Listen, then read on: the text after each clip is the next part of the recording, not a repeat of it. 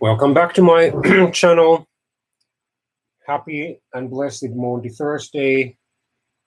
In the name of Jesus Christ from here, Metro Manila, the Philippines, Southeastern Asia. I'm going to summarize and then comment on a fifth interview given by Sue Klebold, the mother of the younger one of the two high school boys who went on a shooting rampage known as the Columbine High School Massacre almost exactly 20 years ago on April the 20th, 1999, near Littleton in the Denver region of Colorado in the western United States.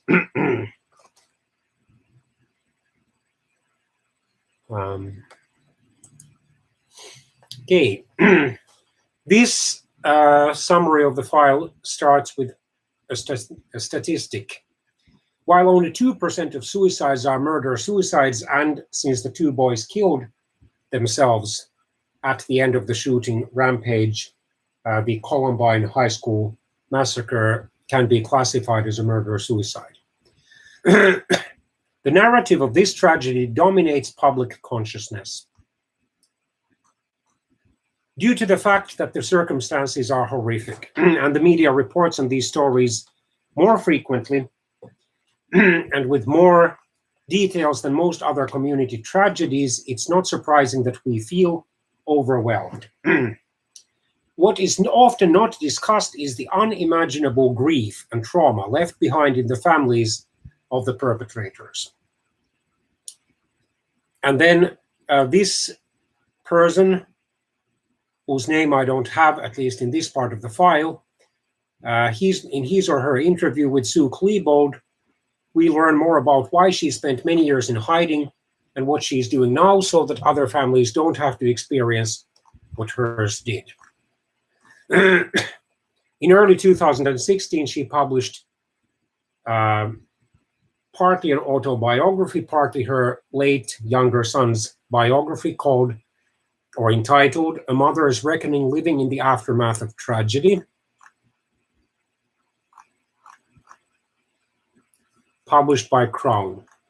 And she's donating all author profits to mental health and suicide prevention organizations, which is, well, a commendable source. Even, in my opinion, smarter, even wiser would be to make those donations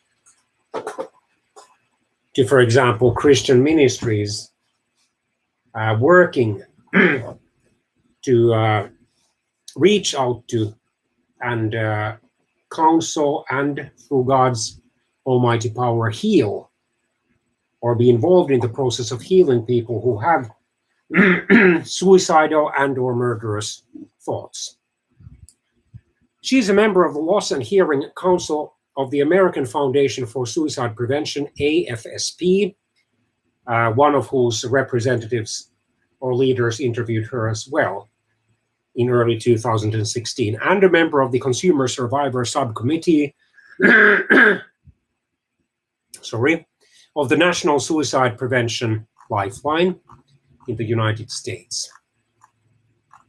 Okay, and then there are links. Okay. So this is a very brief summary indeed. Well, anyway, her points have been in those interviews that she really loved Dylan, especially when Dylan was still a child, because he showed such a great interest in early learning, even when he went to, or before he went to school, especially in math. And that since Sue Klebold had worked as a teacher and has a degree in education, she was fascinated with her younger son's love for learning. It continued through elementary school, and at least in grade 6, he was in the gifted students program. But then in junior high school, something happened. His grades started to slip, and when his parents confronted him, asking him lovingly and caringly why he was not studying as hard as in elementary school, it's not cool to be smart, was his reply. This was from the fourth interview. But then In senior high school, his grades apparently ebbed and flowed, and then he got into trouble with the school authorities, probably in early 1998, when he hacked into the school's computer system because he was gifted in computer science. He had been given by one or more teachers at Columbine High School the privilege of managing that computer system regarding the lockers of the students.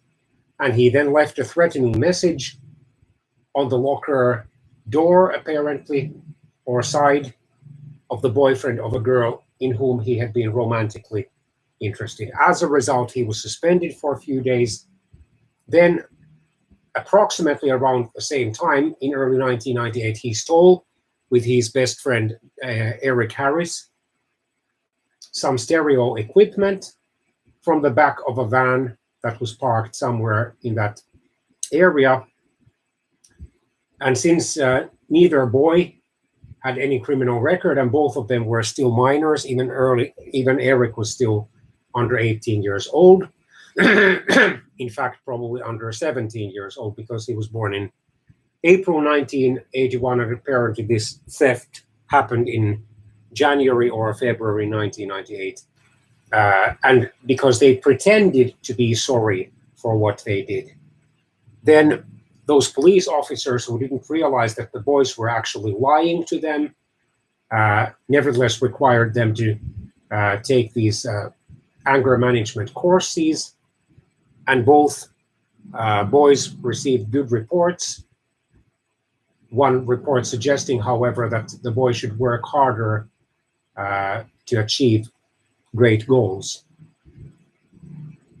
In any case, both of them commended the boys for being smart, and both of them took the boys at their word when they outwardly claimed that they were deeply sorry for what they had done, taking it probably as just a youthful, thoughtless act.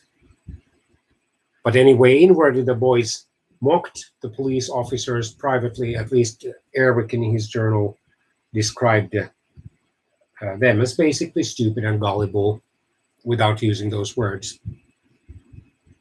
But let's go then to the sixth one.